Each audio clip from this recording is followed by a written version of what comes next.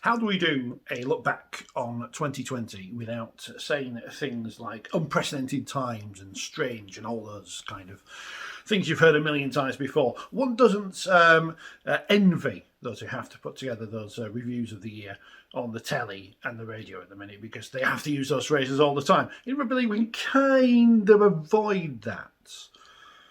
Hopefully, we'll find out over the next couple of hours, because that's how much stuff we've got to fit into this 4020, some bits of 2020 special. Did I say special was one of the words I wasn't going to use? Oh well.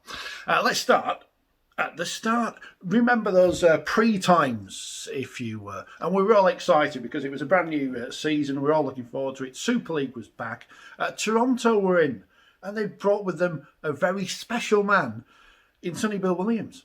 Sonny, the superstar, welcome to Super League. How are you looking forward to the challenge ahead?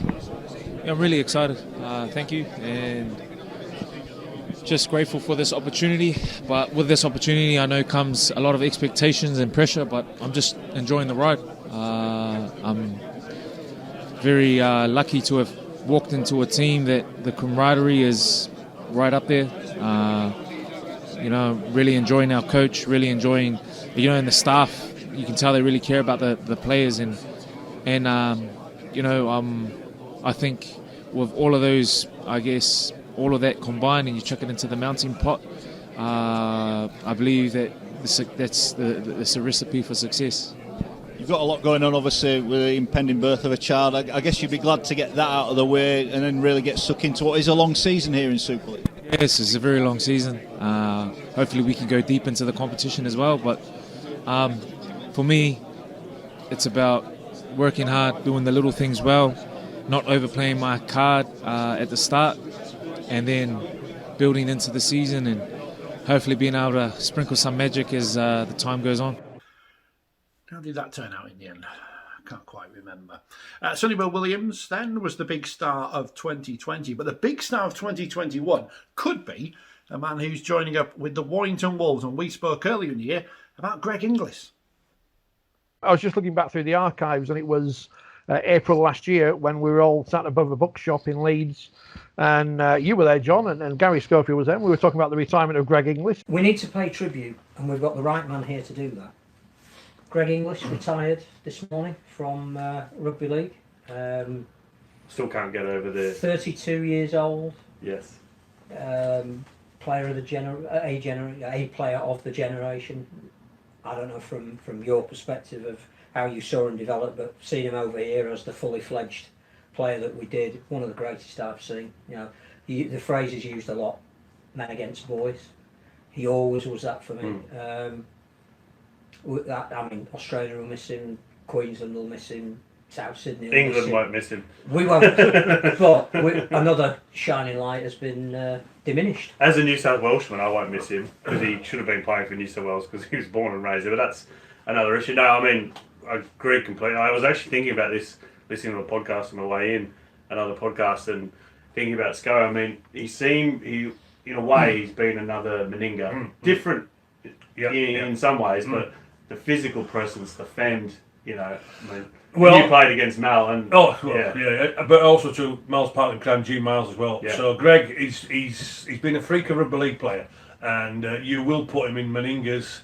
I think you've got to. I don't think he's an immortal. No, he's not. He's in that bracket. All-time great. He's in that he bracket. was unplayable. He's in that bracket. We Mal. No, he won't be anymore. But he's in that. You can put him in that bracket with Mal and G Miles without a doubt. But also as well, when you look at the Australian centres, you can put him there as well. The same with Mick Cronin and Steve Rogers. Yeah. This is how good. Yeah. But he also did it at fullback as well. And at 6, I can remember him in a grand final. I think it was 2007. They might have been cheating the cat, but we won't talk about that. But he was playing at 6 for Melbourne, and that was a Melbourne team with a much younger Billy Slater, Cameron Smith, before Coop gone. He was playing at 6, and he was a ball runner. He wasn't a distributor, but he was devastating at 6. Exactly, and also with the size of man again, it's exactly like Big Gene and Big Mal.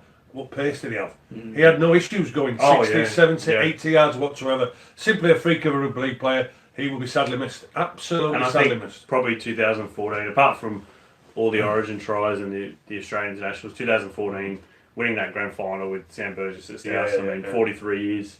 The Bunnies had to wait. That's probably his too. I was lucky enough to present him with a golden boot at Ellen Road in 2009 when he became the best player in the world, and rightly so from there. So I don't think there'll be any argument of Greg Inglis being with the great Australian Rugby League. Yeah, sad to see him, 32, forced out by injury. What's he been forced for? Just niggling injuries. His shoulder, I think, is the main. He's had issues, body issues. I think it's just as Phil said, there's like men against boys, and I think now he's coming back to the field and he's not that dominant force because his body is letting him down. I think it's 16 or 15 years that he's. Do you know what as well then? Fair play to him for being open and honest to say, listen, I can't take it anymore. He might still enjoy going to training, he might still enjoy the playing, but what he's realised is now, even though he's only 32, I tell you what, some of these boys, a lot younger than me, you look at the size of these fellas from there, fair play to him, but. And he's going to stay involved in the sport because he's been a fantastic ambassador for the Indigenous. Hey, listen, that's what the Aussies do, don't they? They keep the greats of the game, don't they? Yeah, South's going to look after him. He's come back for the challenge, obviously, of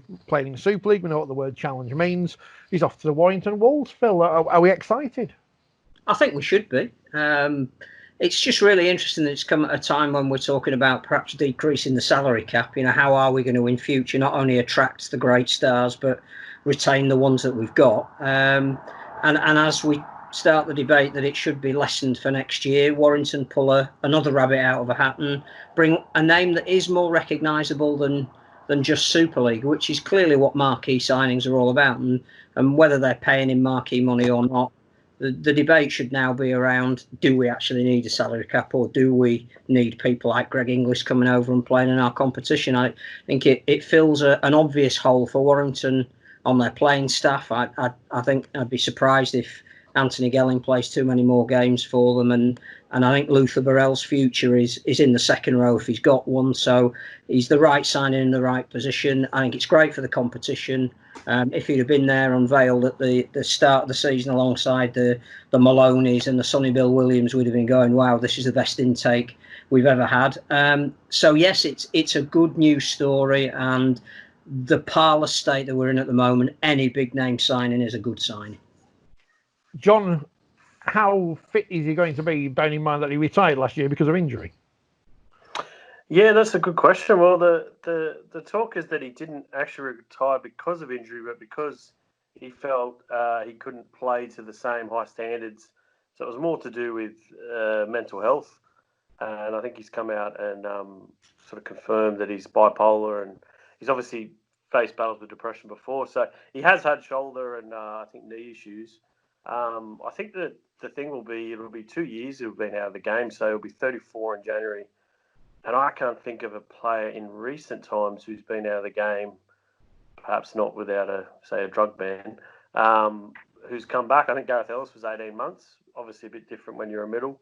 So yeah, it's going to be a fair challenge for him. But I mean, if he can get back fit and mentally he's right, obviously he's probably a future immortal and one of the all-time greats. So it's definitely a win on the publicity marketing side for Super League, because he is a genuine big name. Do you remember those days? We should sit behind a desk and not do things on the internet. Skype and Zoom, where would we be without you in 2020?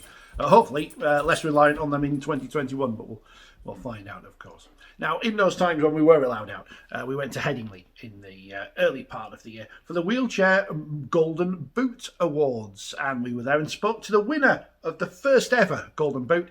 Here is Jack Brown. You're showing the kind of composure here. Your teammates are pulling you off behind me right now. Showing the kind of composure that's led you to become the first ever winner of the Wheelchair Golden Boot. Jack, how does it feel? It's incredible. It's almost, it's a little bit unbelievable. I can't really get to grasp of me winning it. I can understand what it means, but I can't understand how I feel yet. I guess that's going to be one of the things, that you are the first person ever to win this. That's not going to sink in for a while, I guess. No, it's not. And I was talking to a couple of people about other players and legends who have won a Golden Boot in the past, from the men's and the women's and things like that. It's something that I just can't see myself having got. But I know it's a little bit unreal. What is this? I don't know. You've got a World Cup in 22 months' time. You're proudly wearing the England blazer today. How big of a boost is that for your personal confidence and the England team that you have the Golden Boot winner in your side? it's a good boost for the World Cup coming up, and we're really excited for it. There's we're obviously going to be running alongside the men and the women's game, but one thing that the award really does stand for is everything that the RFL is doing for Wheelchair Rugby League, and what that is just putting us in the same light of. Sorry, I couldn't beat that. He beat me. Sorry. The award stands for something bigger than all of us, really. And when the World Cup's coming up, we've just found out we've got the first Test match is going to be England-Australia at the Copper Box in London. Now, for Wheelchair Rugby League players or people who know of it, sort of thing, they'll be like, "Oh my God, the Copper Box! Oh my God, Australia!" It's got everything in its synopsis to be like the greatest opening movie of the World Cup of all time. Well, hopefully we'll see plenty of Jack and his teammates at the Wheelchair Rugby League World Cup, which comes up, of course, in 2021. And hopefully we'll see some Women's Rugby League, which we didn't see any of in 2020. But we did start to look behind the scenes at Wakefield earlier in the year. And here's some footage of them in the gym talking about their hopes for the new season.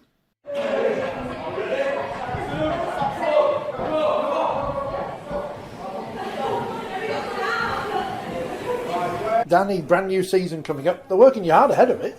They certainly are. It's been a long pre-season, but it's done us good. I mean, the intensity out there is just awesome, the attitudes.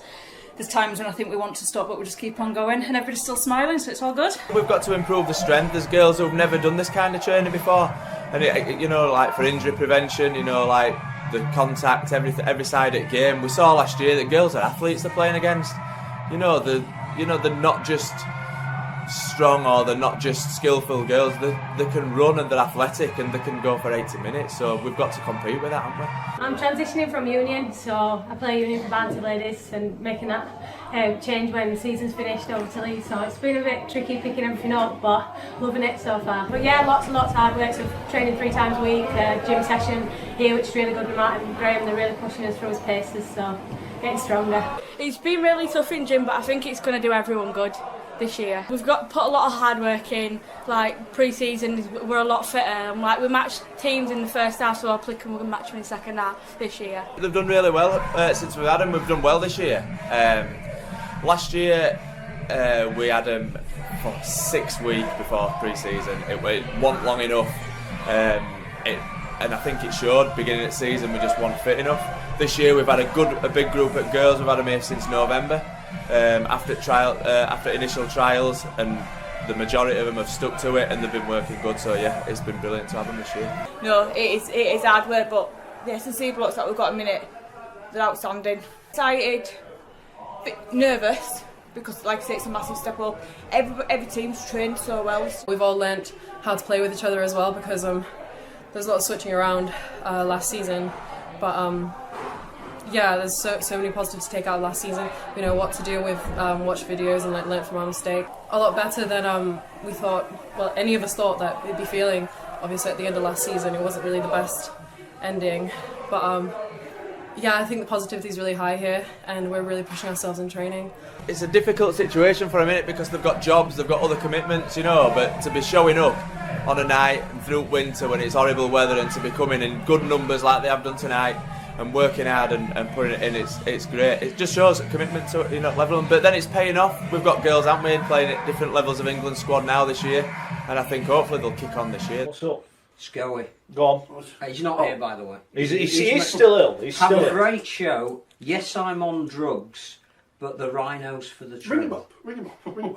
Put him on speakerphone. Well, you won't be able to hear him though, will you? No, they'll hear him. Go on, get him. I'll be back soon to get ripped in, he says. Oh, this is... We're going to ring him now live on the show. He'll probably swear when he answers the phone. Oh, yeah. Well, it's all right. We're explicit on Facebook, so we're not for kids on YouTube, so it's okay. Is he going to apologise to tomorrow? Parental advisory. See if he answers. Hello, this is... It's a good day. You got through to the legend. Leave a message for the legend. Sorry about this, people watching on you. He's not going to answer, is he? The legend will get back to you. Has he still got that voice? Yeah, we're going to find out. All right, mate. Yeah, you're live on the show, legend. We've just got your message, so we thought we'd get you on. How are you? Everyone's worried about you. You're still alive. We've proven that, I think, by getting you on. I am indeed, yes. Sure. I'll tell you what, fellas, I can't wait to get back and get ripped in. Can't wait to get ripped in. I'll tell you what, if I was there tonight, I would be ripping in. And I'll tell you what, them Warrington players, I can reassure you, would feel 2'6" after I would have finished with them. I can reassure you, fellas. What about Richie Myler? Anyway, I'm wearing his shirt now. I've got a Leeds shirt on in homage to Myler, who Leeds brilliant, and you think they're going to win the treble? Hey mate, listen, you cannot say anything else but high praise for the kid, to be honest with you, because, and exactly as a coach should do, he was being honest with Richie and he said, listen, there's not a place for the half-back, exactly what we've done from there, and if you want to stay, because he was offered to other clubs, as we all know from there, and if you want to stay, then you've got to fight for a place, and the kid has got the right attitude, and he wants to stay at Leeds. He knows exactly what size club Leeds is, and the kid's got the right attitude from there. He's going to be used as that utility player, and he's enjoyed himself. He's got a smile on his face, and certainly when you looked at that performance by him on Friday night, and after the mistake of just dropping the ball right in the bread basket, and you could feel everybody go, oh no, what's he playing at fullback? But after that, absolutely sensational. 9 out of 10 performance. For me, it was his best game he's had in the Leeds colours, and fair play to the kid, and he's enjoying himself. The coach has been open and honest. He's showing the right desire, showing the right attitude, and long may it continue. Just finally, who's going to get sacked first, Radders or Steve Price? Well, listen, we never, it's like, there's two things that we never do on the show. We never slag off the officials, and we don't want anybody to be sacked, do we? But you're going to get sacked if you don't get off the fence. What's the answer to the question? Well, the dilemma quite simply is, have the players at the club fed up with a face and voice. And if I'm honest with you, if you have to nail me to it, and he's a good friend of mine, it looks like Rallis may go first, because them players for me after that yesterday's performance, I think they might be fed up with his face, and I think they might be fed up with the voice, and it saddens me to say that. Oh, well, we'll see. It's good to hear from you, mate. You will be back soon. Won't you just reassure the listeners you'll be back soon? Yeah, well, indeed, mate, and I'm targeting, and as I say, I think people know I've had a bit of a problem with my left eye. I've got another operation in 6 weeks. Hopefully, after that operation in 6 weeks, another 4 weeks recovery, I'll be back. I'm looking for the 1st of June. I'll be getting ripped in, and one thing for sure, when you look at the league table come the 1st of June, I'll tell you what, the legend will be right. Leeds will be heading for the treble. Right, good man. We're going to go. We'll see you later on, pal. Take care. Enjoy the show, boys. Cheers, Enjoy the show. Bye for now. There you go, the legend. As bonkers as ever. Of course, no broadband in Belle Isle. Strange times. So, as I say, strange times. I said I wouldn't say it, but I have. Remember, 15th of March, 2020. Where were you? I was at the Menderhose Jungle. It would turn out to be the last Rugby League game I'd see live in this year. And here, after that game, were the coaches, Dal Powell and Christian Wolf.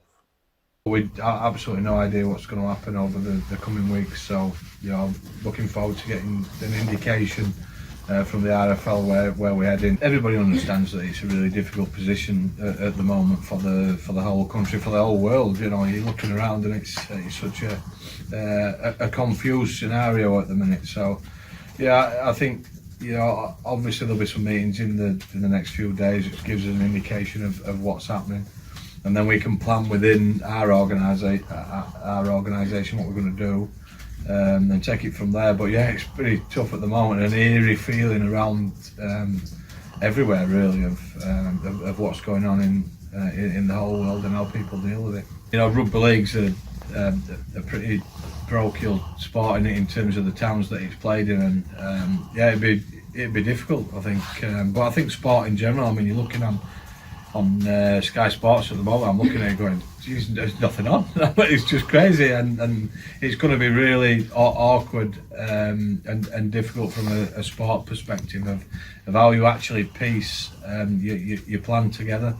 I mean, who knows, there's all sorts of scenarios that could happen, and we've just got to be able to deal with all of them in a really professional and organised way. But as of this moment, we don't quite know what it's going to look like. So yeah, there's interesting times ahead. None of us have seen anything like this, have we? So it's going to be interesting to see how it develops and how we deal with it all. I'm assuming that something's going to happen there in terms of the competition, whether it's paused or whether we go behind closed doors. I'm really not sure. And the only thing I would say there is that we just need a really good, strong decision. We can't sort of go week to week wondering what's going on. We need a really, really good, strong decision, and then we can all crack on and figure out what we do with it. Did you have any misgivings about playing today, or was there never any doubt that you? Because obviously Leeds Rhinos did not play. Any doubt that Saints would play at Cast today? No, not at all. It's certainly no reason for our performance. We planned all week and knew all week that we were playing the game today, and we spoke about that being the only thing that we could control, and the only thing that we did know was that we had a game today. So obviously there's a little bit of uncertainty about what happens next, but that was certainly no reason for us not being where we needed to be today. Remember back in January, a long time ago now it seems, almost decades ago, the Rugby League World Cup draws were made at Buckingham Palace of all places, and overseen by Prince Harry. I think he's still a prince, isn't he? The Duke of... Where's he? The Duke of Sussex, that's the one. So he was there. Meghan sadly not there. She was too busy doing something else. Probably recording a podcast. Who knew? If she sets up a Rugby League podcast next year, I won't be happy. So they did the draws, and we were not at Buckingham Palace because we're not important enough. Come on. But we did go to Manchester to watch them on a big screen, and we caught up with two of those who will hopefully be involved in the World Cup. The Wales coach, John Keir, but first here's the England captain, Emily Rudge. Emily, first of all, obviously we're at the World Cup draw, very exciting. England kicking off the World Cup against Brazil in 18 months' time. Yeah, really exciting to be drawn against Brazil for that first game. You know, we've never come up against them before, and I know that they're definitely a new international country to come up against us. But yeah, it's exciting, and I'm sure they'll bring a tough physical side to that first game. They're one of a couple of nations that England haven't played before as well. You've got Canada in that group as well, and then Papua New Guinea, of course, where you've just been and come back from. Yeah, it's great to come up against Papua New Guinea. Again, I know that they're building, and they were a tough side when we faced them at the back end of 2019. So I'm sure that'll be another tough physical game for us. In terms of Canada, we've seen them play in the 2017 World Cup, and again a good side. We didn't face them, so that'll be again the first time England women will play against Canada in the World Cup. Would you rather have drawn New Zealand in the group stage, or leave them perhaps for a potential semi-final? I think you can look at it two ways. I mean, we'll have hopefully a good group games, and then we can build into hopefully the semi-final and the final. But in the other side of that is that we could have some real tough games in the group and be pretty battered and bruised for the semi-final and the final. So I think we're looking forward to the World Cup, and the draw for us is what it is. So we'll face those teams when we come up against them. Coming off the back of the tour of Papua New Guinea, we all got up early to watch the test match that was shown over here. What was it like leading the country for the first time? Absolutely unreal. The whole opportunity and the experience to go out to Papua New Guinea was a massive step for Women's Rugby League and for England women. We took out a lot from that competition, and it was a real learning curve for us. We fell short in that second test game, and we'll take a lot away from that. I think if anything, it'll probably put us in a better position. We know that we need to work really hard in order to match up to the likes of Papua New Guinea, Australia and New Zealand, and we've got, like you say, a big 18 months in front of us to make sure that we are competing at the world stage when it comes to the 2020 World Cup. Right, John, you've got a smile on your face, that's good. You've got a tough draw at the World Cup. We've got a very physical draw, we have. You've got Tonga, who you could argue in the past few performances are the best national team in the world, but I'm sure Australia got something to say about that, and New Zealand and England. But then also we've got PNG, who are very physical, Cook Islands, another South Sea island, so we know full well it's going to be a physical challenge. But the comforting thing for me is it's a lot different playing PNG in England than it is playing PNG in the Southern Hemisphere. So we know they've got a long way to travel. We know they'll face logistical problems which we had to face when we went down and played in PNG. So I think we can look with a bit of confidence that we're developing as a nation once again. We've had to have a bit of a rebirth in the 2000s, and I think we're developing as a nation. We can certainly challenge for this year's European Championships, and hopefully we can get a victory and possibly a couple which will qualify us for the quarter final in the World Cup in 2021. So looking at it then, I guess one of your toughest jobs as well as a coach is getting players to commit after long seasons to playing. When there's a World Cup on the horizon, I'm picking there's a few more players willing to go that extra mile. I agree with you totally. I mean, obviously, as you've indicated, we get a Morgan Knowles, a Regan Grace, you get a Ben Flower, who all put the hands up, and you start looking and thinking we've got a pretty good team. And I'm certain it'll be sort of Ben's last hurrah at international level, so I'm certain he'll put his hand up. And obviously Morgan and Reece especially is a very, very, Regan, sorry, is a very proud Welshman. So I really feel we'll have some quality names putting their hands up. Hopefully they'll do it this year so we can have a real meaningful European Championship competition, which will help build towards that World Cup. But as I say, I'm excited, I'm looking forward to it, and I think we'll do well. How important is international rugby league, do you feel, to the growth of the sport as a whole? International, I've always believed it. I mean, I've been involved in international rugby league since 1992, so it'll be 29 years when it comes to the 2021 World Cup, and I've always believed that international sport is the way forward. If you want media attention, if you want the headlines in any sports bulletin, it needs to come on the back of the international game. And I think they've got it in the Southern Hemisphere. I'm not saying Australia have, but I think the others have. And the growth of the Pacific nations has been absolutely fantastic, which is why you see them so strong now. I think we've got to address that in the Northern Hemisphere and make sure that the Walesers, the Islands, the Scotlands and the French are given every vehicle in which to develop and improve. And then we may be able to challenge the Southern Hemisphere development. How important was it, do you feel, Prince Harry being involved today? A heck of a venue for the draw. Oh, it was fantastic, wasn't it? I mean, as I say, I in '92, when my first involvement, it was on the convoluted system of just getting up in the final. '95 was assistant coach to Phil Ladd. That was a great tournament, but again, it was minute in comparison to what this draw's done for the 2021 World Cup. And also, you've got to admire the fact that there's a Women's World Cup going on, the Wheelchair World Cup, which shows the inclusivity. So I think it's going to be it's a big watershed potentially for rugby league, and we need to grasp it. We need to put on some great entertainment. We need to show great organisation. We need to get great crowds, and if you do that, I think people will look upon rugby league in a whole different light. I want to know who will play Ralph Rimmer in The Crown when they get that far. The World Cup then is exciting. It's something to look forward to in 2021. God knows we need it. And here's some of the players you should be looking forward to seeing in action if you've bought your tickets already. Can you talk more about the NRL, Sir Stephen? Any players you're looking forward to seeing at the World Cup in 2021? Yes, one in particular. Stephen Crichton. I think he's been absolutely sensational for Penrith this year. 19, centre, saw him for the Australian schoolboys when he came over here. Born in Apia in Samoa. He could be one of the most exciting young players that we see at the World Cup. Watch out for him. And there is a prop whose name I'm going to make a complete mess of at Gold Coast Titans. His surname is Fotuaika. Kiwi. He looks like he could be anything. Actually. Right, well, again... Background, so... Could be either. I think was he born in Wellington?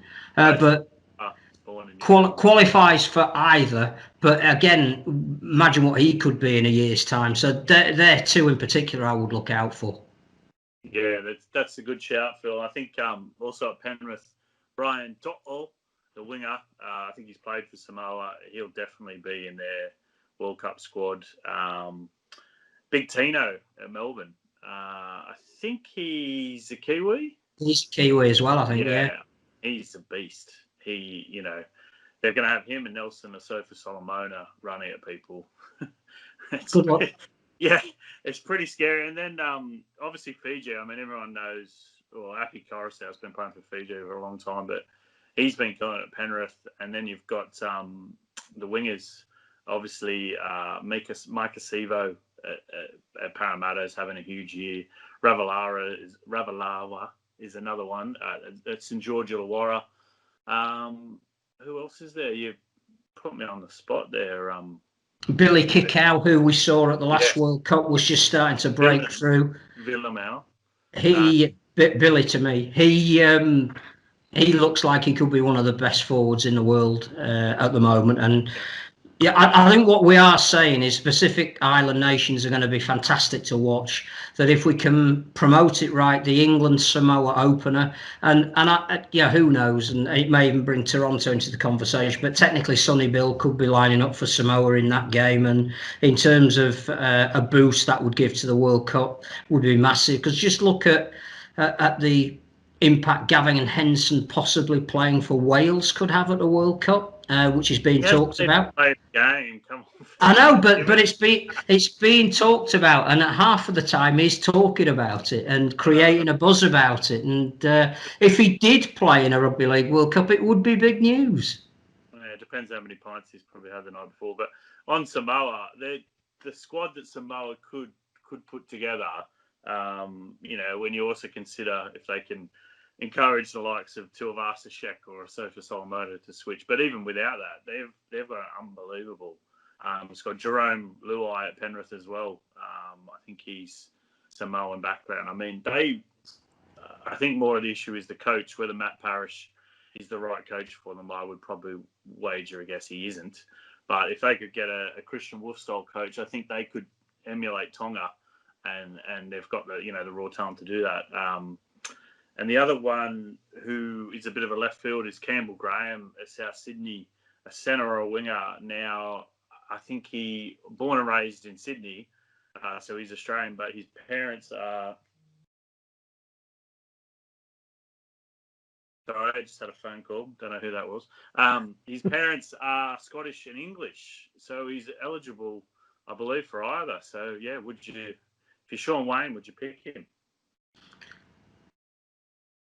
I think Scotland have already earmarked him, and he would have already played for them, I think, but for injury. But I just think the fact that we can talk about the World Cup, and tickets went on sale to the Rugby League family, i.e. anybody who'd registered on the website yesterday, and I'm told that the initial feedback is that exceeded expectations.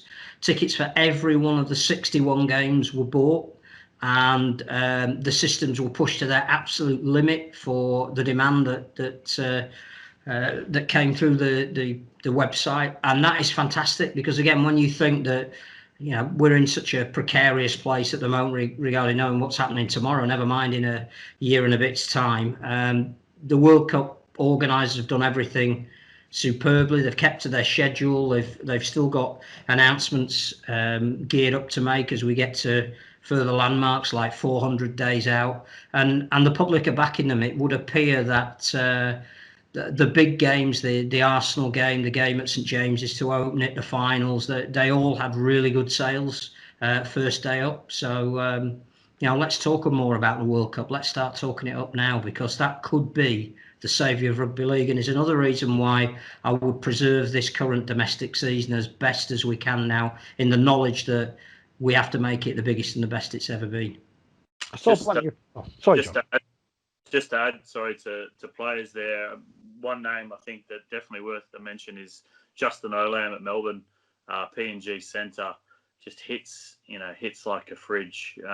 Very powerful, and I think he could make a big splash at the tournament. And Jerome Hughes, who I think has exceeded expectations, Kiwi halfback that again could really love playing over here, and has looked fantastic in the run to the final stages of the season. If you look at that New Zealand squad, even just in the halves, they've got Sean Johnson, Cody Nikarima, Jerome Luai, Benji Marshall. The forward pack is the Bromwiches and Sofa Solomona, and they've got Brandon Smith as well. You can throw into. Yeah, when he comes back from his jaw issue, they've really got no excuses. I think in this tournament next year to be in the final, if not win the whole thing. It's just a shame that Ryan Pappenhausen isn't playing for Holland this week. I'd be wondering if he knew where Holland was, but that might be a bit harsh. So the Super League would eventually resume. There'd be no more action outside the top flight. The Championship and League One seasons are cancelled. We caught up with a man in charge at the Sheffield Eagles. Their general manager, Liam Claffey, joined us on the show. Yeah, I mean, our first port of call was we spoke to the players and staff, and we surveyed the players, and of the 22 players who still got with us, all of them came back and said they don't want to take part in a autumn competition. So it was an easy call for us after they said that to us. There's the prohibited cost of testing, taking the players and myself and Mark off furlough and things like that. So yeah, it was a no-brainer for us. It was difficult. Obviously, we want to be back. We're missing it, and we want the fans to obviously take advantage of the season tickets and the sponsors to get their money's worth and things like that. But yeah, it's a difficult one for us, and also the fact that we don't want to hamper our next season. So next season they're still looking like next season will start in February because we're bookended by the World Cup, so we can't delay next season. So playing October, November, giving the players maybe a few weeks off before we get back into pre-season over Christmas isn't something we wanted to do. So difficult one, but it was like I say, made easy by what the players told us. We follow their word. You mentioned the World Cup, and obviously Sheffield, the Doncaster axis as well, is going to be a key part of it. You've got your fixtures now. Bramall Lane coming on board. Was it worth sacrificing 2020 because 2021 has the promise of almost a relaunch of Sheffield Eagles? Yeah, it's massive for us, the World Cup. We bid in 2013 and we lost out. We wanted the England-Ireland game, which was a sellout at Huddersfield, obviously with Mark Aston then being the coach of Ireland. And we lost out on it, and it was very disappointing to lose that because we thought we could sell out Bramall Lane at 32,000. Huddersfield sold out at 25,000. So we made it up to get England, again, BBC, primetime. Yeah, it is against Greece, but again, I don't want to give any disrespect to Greece. And we're hosting them in the city, and having them out in the community for 4 to 6 weeks when they're in the tournament, when they're here, will be massive for us. And also having the 4 wheelchair sides here, part of our development plan moving forward is to have a wheelchair side, and we'll be pushing ahead with that very quickly. Because having 4 wheelchair sides based here and having those sides based here playing here in the semi-finals is huge for that side of the game as well. So no, it can't be over or underestimated how big it is for us. And early next year we'll have a, fingers crossed, a development officer in place. We're working with the RFL, working with the council, and working with the City Trust to basically all 4 of us come together and fund a post for minimum of 2 years. And we've not had that for a few years now after the troubles we've had. So to get someone full time back in post, utilising the World Cup, and then afterwards getting back into schools, it's big for us. It's not just the game at Bramall Lane and the games at EIS. It's everything that comes around it. So yeah, we're massively looking forward to it. We talk about London a lot being nomadic, Liam, but obviously yourselves at Sheffield, you've had a year at Doncaster, at Wakefield. We obviously love having you at Wakefield, but not quite the same as being in your own city, in your own home, and a year at Ollerton since moving from Don Valley since they got knocked down. You must be really, really desperate to get the Olympic Legacy Park sorted and fit for Championship Rugby or Super League in the future. Yeah, I think I came back. I got back involved in late 2015, and I've worked at, I think, 7 different venues for home matches in 5 years. So we've been all over, and it's tough for us. It's tough for the fans, and it's not ideal. I've got to say that people like Michael Carter at Wakefield and Carl at Doncaster have been. I don't know what we would have done without them. To be fair, we struggled. So yeah, to have the Olympic Legacy Park. Again, the word is September they'll start. Obviously, COVID's put that back. But yeah, if we can get that started in September and get a lot of the work done prior to next season, have a makeshift Olympic Legacy Park while it's constructed and finished in circa May, June next year, it'd be huge for us. Huge. We've not had a venue since Don Valley got knocked down, and again for all Don Valley's negatives and being the running track and all the rest of it, it was a home, it was a base for us. We've not had that. We've not had a training base, an office, and a playing venue since Don Valley, which will be next year, sort of 8 years ago. So to have that again, it'd be huge for us, and to push forward again, because our crowds have continually dropped and we need to get back up because we're not sustainable at the moment. It's been tough for us, and it's been tough for the supporters. So to get that going is again huge for us. So 2021 could be a big year for Sheffield. Fingers crossed. Sportsman City, of course, Paul. Sheffield, two football clubs, one in the Premier League now. The ice hockey team won something this year. I can't remember what it was. Oh, the Challenge Cup, that was it. Basketball team. Of course, the Eagles as well. Not too far away from our exciting home base of the M62. Somehow, we need to give them more support than perhaps we have in the past. Yeah, I mean, personally, I love to see the game grow in Sheffield. Sheffield, for me, was home for 3 years when I went to university to get my increasingly worthless journalism degree. So I've a lot of great memories from there. I remember back then, obviously, covering the Eagles a little bit as part of my degree. And also as a rugby league fan in the city, I was aware that the sport really didn't have much of a presence, much of a consciousness in the wider city. Obviously, you had passionate people involved in the Eagles who clearly loved the game. And I mean, Mark Aston being the number one example of that. It would be fantastic if we were able to sort of rope that area in to the M62 corridor, as you say, not too far away from us. We've not quite managed to do that. And I guess Football Mad City, you're up against two really big clubs there to establish a sort of hold in the market. But I mean, there's positives for us. There's things we can sell to Sheffield about rugby league. Obviously, the history of the club, the 1998 and all that. It's an area we should be doing more in. I would feel generally, and I think we talked extensively about the game's efforts to go in Toronto last time I was here, and about needing a collective desire to make that possible, having a strategy centrally to deliver that. We need that focus similarly in places like Sheffield, who could be a great base for the sport, but have just slightly eluded us so far, with all due respect to all the great work that Liam and Sheffield have done over the years. I think the other thing about Sheffield is it's a potential source of players, and Liam's got a couple from the city that are playing regularly for the Eagles. There are others that have gone on to play with other clubs, and there is an untapped resource there on the doorstep. There's some really good community clubs in the South Yorkshire area.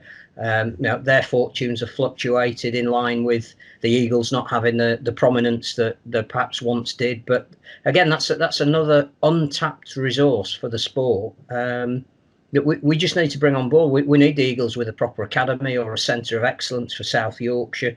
All of that is actually low-hanging fruit. And I think that's where the sport becomes frustrating at times, because you're absolutely right that this is relevant to the Toronto debate on the basis of the fact that if you don't have an expansion policy, you don't know where any club fits in and what more they can do. But this is one that's on our doorstep that we've never properly exploited. A club who won arguably one of, if not the most dramatic cup finals that the nation had ever seen, and within a year didn't exist. As a sport, how somebody needs to grab hold of that and be responsible for it and look to rectify it.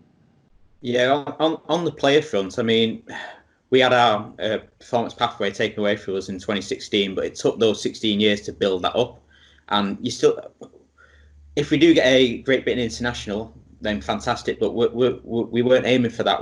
You've got Corey Aston, Eddie Batty playing out there. You've got 5 players at Sheffield who've come through the academy: Paddy Burns, Greg Burns, Blake Broadbent, Ryan Miller, and then there's players out there in League One. There's a lot of players in League One that come through the Sheffield system, like Kadeem Williams at Coventry and Connor Scott at Doncaster. They are out there. They are out there playing professional game. It's not that just because they're not at the higher echelons of Super League and internationals, but they are professional players. So that will take time to develop again, but that's a key aim for us as well moving forward. We'll talk more about the Championship and League One shutdown, I guess, later. But just before we move on to the games, I mentioned the Steelers there a few moments ago. There's that appetite, I guess, in Sheffield as a city for family-based sport. Yes, they've got the big advantage of they're inside in an arena. You're outside and you can't predict the weather. But that's obviously there is a market there in the city for people who want to watch some kind of physical sport. It's just a matter of getting them through the turnstiles. Yeah, and we need to.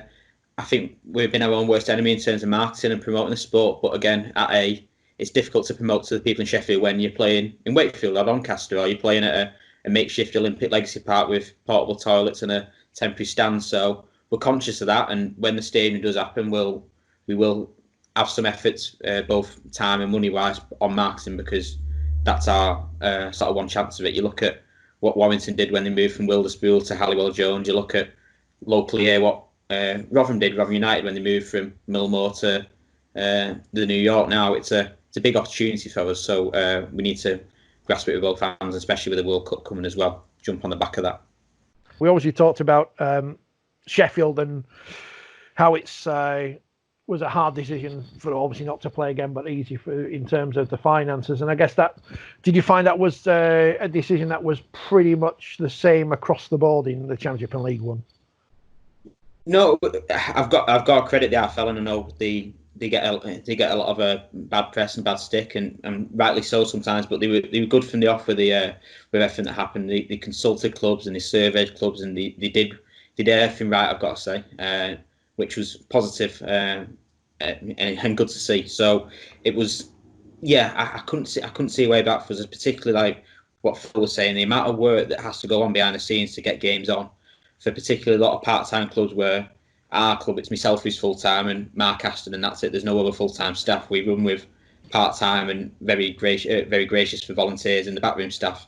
We don't have, whereas we couldn't operate, we couldn't manage it. And I'm sure a lot of other clubs are in the same boat. Some clubs could have managed it, but I think it would have been the death knell for a lot of clubs to come back, take the players off furlough, have no income from supporters, and paying for the testing and paying for extra cleaning and all the other things that come with it would have seen a death knell of a lot of clubs, I think, including ours. I've got to say, I think that would have if it was mandated that we must return, I think we may have played maybe 5 or 6 games, and then we would have hit the wall. No Women's Super League either. But we did take the opportunity throughout the year to get some of our favourite people on. Well, I say favourite, I mean we don't play favourites on this programme. But Danica, she knows everyone in Women's Rugby League, and if I need a guest, I just say, Danica, who can we have on this week? And she got for us the St Helens halfback, Faye Gaskin, who told us this story about how Leeds' successful double-winning season of 2019 could have been a whole lot different. Because I'm perceptive, I've only just noticed over your shoulder, Danica, your medal from the Challenge Cup final. Oh, there's the grand final there as well. As much as obviously I think Faye's up there. Faye's up there in my England picture. As much as you enjoyed beating Castleford last year in those finals, I think that the best games we saw last year were between yourselves and St Helens. And unfortunately for Faye, her side came out on the wrong side last year. Because I said when you were on the show a couple of weeks ago that I tipped Saints to win everything, which of course now is pretty much null and void. So wrong once again. But you must have been looking to resume that rivalry again this year. And Faye, from your perspective, getting one over on Leeds. Yeah, I think the first cup I was on holiday, wasn't I? My best friend got married, so I couldn't say no. She asked me to be a bridesmaid, and then it fell on the was it Challenge Cup that one? It was a semi-final. Yeah, it was a semi-final. Yeah.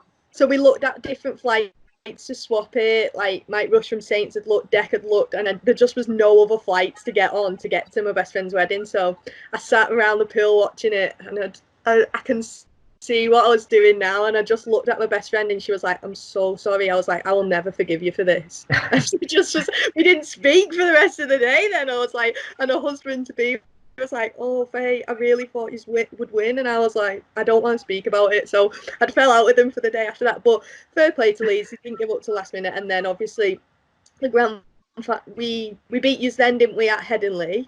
That's a pretty amazing stadium, and because the work was getting done then, so it was pretty phenomenal that we got to play there. Really, I do always like playing at Headingley. It's a stadium I've always enjoyed. And then we played back at Saints, and weren't it for grand final? It was a playoff, yeah, not good. I don't know what happened in our second half, but we were complacent, and I guess Leeds come out fighting for it, and fair play to him, and went on to win. And you always it's always one thing. I think if we get beat by someone, you always want them to go and win. Then you want to be beaten by the best, I guess. If you get beaten, I think fair play there. I thought it was quite a close game to start with, because obviously we were watching because we were flying to Australia the next day. But again, Leeds just grind out. They just do the easy stuff right, I guess, and other teams don't do that.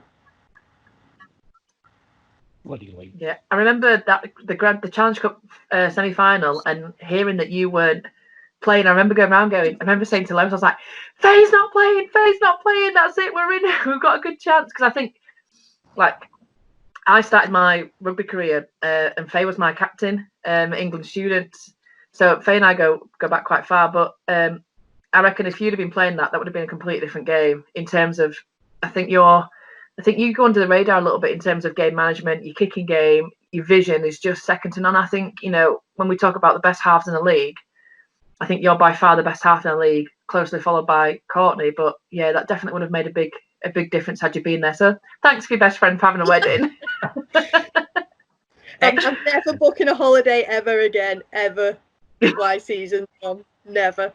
I mean, we say always the bridesmaid, never the bride. And I guess Castleford Tigers were the bridesmaids in the 2019 Women's Super League season. But St Helens, very much the second or third bridesmaid. I don't know.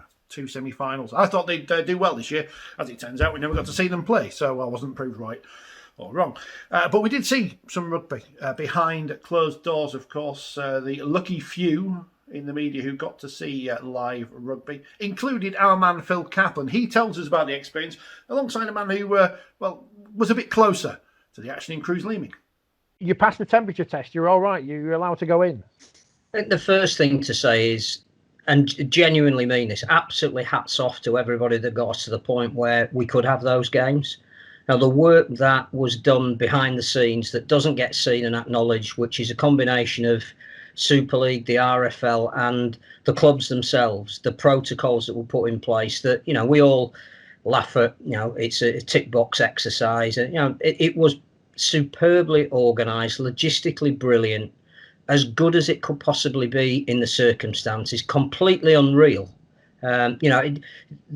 From talking to people who watch the games at home compared to the experience that the people who were in the stadium had, you actually were better at home. The incentive to not go down to the ground was greater. But the rigour with which they put in place the safety requirements was fantastic. You wouldn't have got into the ground if you hadn't completed the form on the morning saying that you weren't carrying any symptoms. You wouldn't have got past the accreditation gate if you failed the temperature test.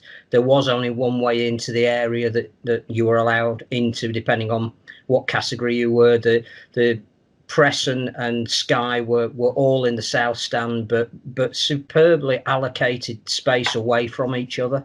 The only really odd thing was that things like there was no big screen. So again, the people at home had a better understanding of what was happening than the people in the ground. The only sound that we could hear, apart from the coaches shouting from the other side, was Terry O'Connor getting excited when he was summarising on something. And that was surreal, because you sat there in almost silence. You could hear the collisions, that was great. But then when the action slowed down after a try, Terry screaming being the only thing you could hear was just bizarre. But we'll talk about the games themselves and what they actually mean and what the season is going to pan out to be. But as an exercise in getting the sport back on its feet, just think, need to pay tribute to all those agencies that got us to the point where it actually happened. It was superb. It's different because you can almost hear their calls, and sometimes obviously you've got players in your team that have played for that team, and they'll translate that into your language, your names for them calls, so you know a little bit what's coming. But apart from that, I wouldn't say it's much different, to be honest with you. I wouldn't. Look, I've not played in front of a packed South stand yet, and when I do, and you interview me again, I might have a different view on it. But for me, I'm there to do a job. I'm there to make my teammates proud and repay the the coaching staff and my teammates, you know, I'm on that field for a reason. So that's all I'm worried about, really. That's all I'm wanting to get done is my job. And the nerves are still there. It's not like, oh, there's no fans and, you know, it's just it's a dead rubber or like that. The nerves are still there. We're still playing to get into that top four. Everything's still there to play for. And do you know what? In these times, I've looked upon the games and I'm looking forward to them even more than what I would have done, because what else would I be doing? You know, there's no else to do, is there? Everyone's just sat at home. Can't wait for sport to be on. I'd either be watching it on TV or playing it, and I'd rather be playing it, to be honest. We're a show who's never afraid to talk about the real issues around rugby league and indeed society in this case, because 2020 was a year in which a light was shone upon racism thanks to the terrible scenes across America. And well, the Black Lives Matter movement certainly made its voice heard over here as well. Not everyone was happy. We caught up with Leeds Rhinos back Sophie Robinson, who shared her thoughts with us on a show in the summer. You sent a tweet out last week, and I've got it in front of me so I can read what you said, because it's important. You said, "I'm getting fed up with seeing so many racist posts and comments. I'm getting fed up with that close friends and people around me saying something all. So many people around me have a platform they're looked up to, yet it comes to racism, they're all silent. I'm fed up and angry. Hashtag Black Lives Matters." Me and Phil somehow have cultivated a platform. Phil's got a magazine. I've got this thing, or we've got this thing rather.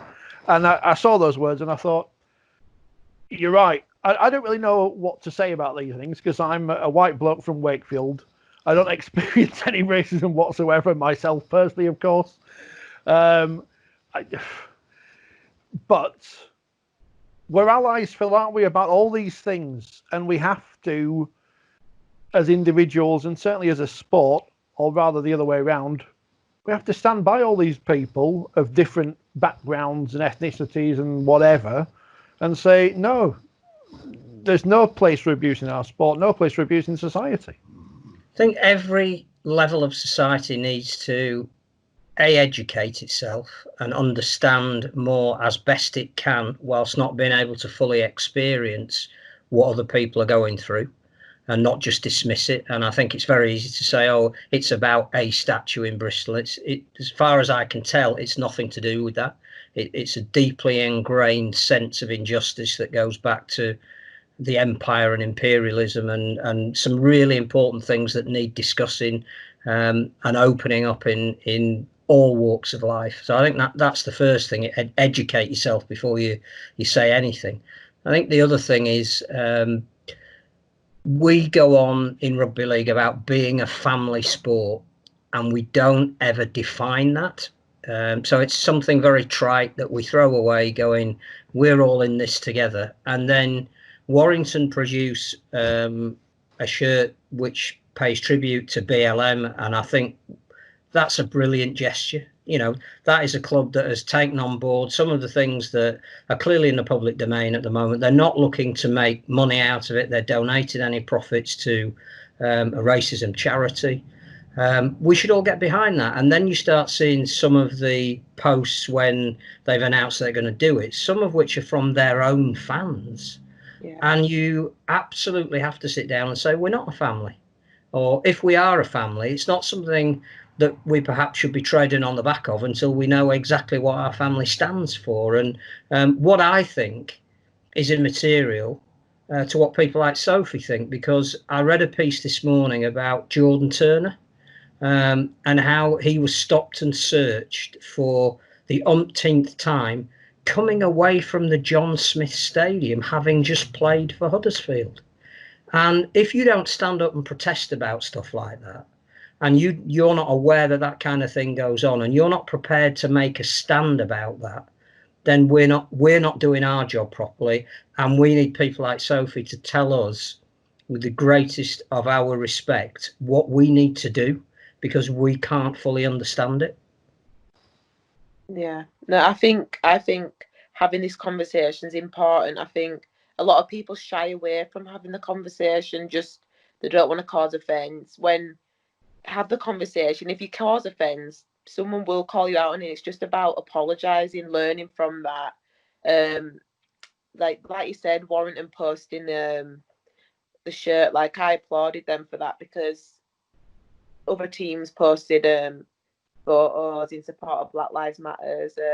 But they went above that, did that. They was going to donate to charity, and then to see the comments from people involved in rugby league going against a t-shirt, that angered me. And we all say rugby league's diverse, it's a family, but is it actually? Like, have we actually looked at it? And I now personally, like, after the few weeks, I don't think we are. I think we've got a long way to go.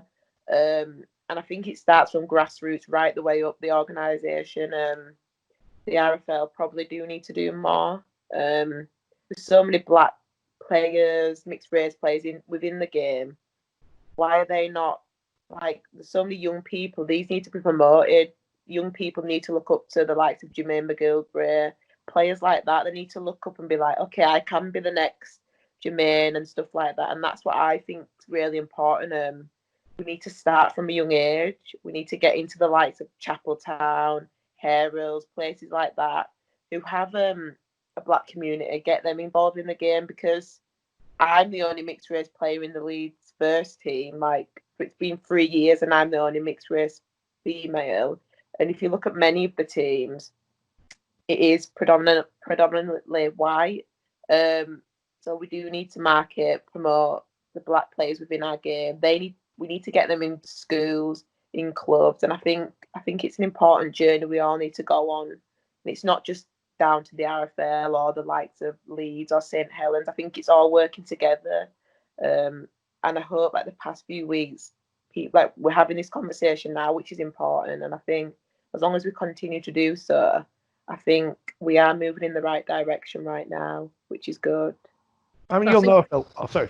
I was going to say, it's not just playing, because, again, listening to people on programs where you can have a deeper debate, maybe a news night or whatever. There's a great podcast out at the moment called Uncomfortable Conversations with a Black Man, which, again, I think if anybody can get hold of that and watch it, it's really, really enlightening for the issues that we probably have never appreciated, who aren't involved in that environment. But it's not just about playing opportunities, it's about senior management opportunities. It's about the RFL having more people themselves who are of an ethnic background. It's about the club managements having chief executives and senior executives from different backgrounds. And I think, again, that's in our sport is merely indicative of society, that if we don't offer greater opportunities to a more diverse group of people, then you're not setting the right lead. And it's not about positive discrimination, because I think that was a phrase that 3 or 4 years ago was a bit of a turn off for people. You know, everything should be on merit. Well, it isn't if your CV is never considered. That's the problem. The issue is that if you don't get the opportunity to be interviewed and prove that you're at the very least the equal, if not the better of the people that are getting the jobs, then you're never going to change anything. So I think we all need to work harder at actually just opening up opportunity to everybody, and we don't.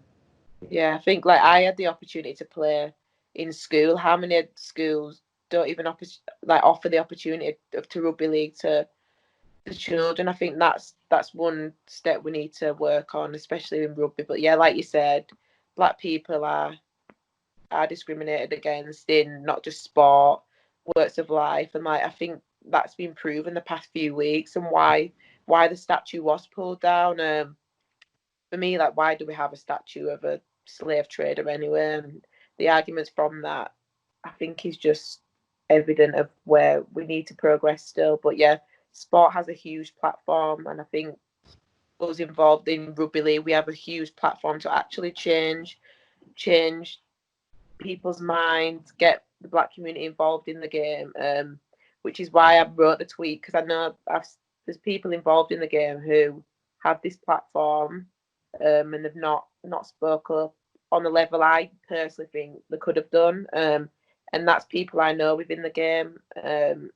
Some people who I played again, they've not spoke up. And for me, everyone has a platform, even if that's 1 follower, 2 follower. And yeah, it's an important issue, and I really want to get behind this and help any way I can moving forward.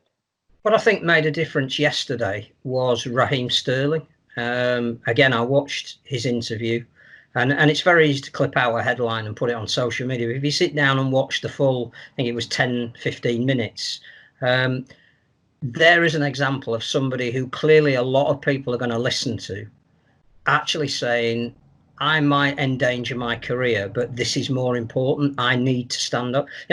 I've watched England football teams suffer racist abuse, both at home and abroad. We can't blame it solely on fans in places like Austria or wherever. And we need to get to the point where players leave the field, that people like Raheem do become the leaders and just say, I'm not prepared to put up with that. Nobody should have to put up with that. And we pussyfooted around that too long. Even in rugby league, we make much of the fact that Clive Sullivan was the first Great Britain black captain. Well, that was 1972 when he picked up the World Cup. It wasn't yesterday. And that Ellery Hanley was the first coach. Well, again, that was 1994. There's a whole generation of people that never saw.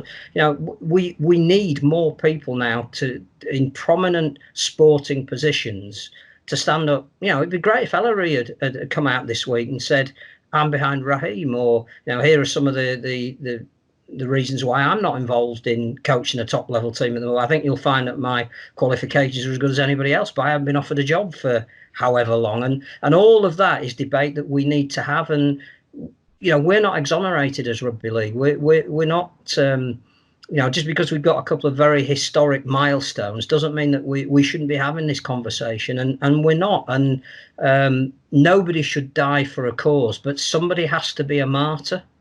And if George Floyd ends up being a martyr when we look back in history, then he hasn't died in vain. And this is a moment where we need to talk about change. And I don't want in any way to feel as though it's the responsibility of people who don't understand to be saying things. It needs to be us supporting people like Sophie.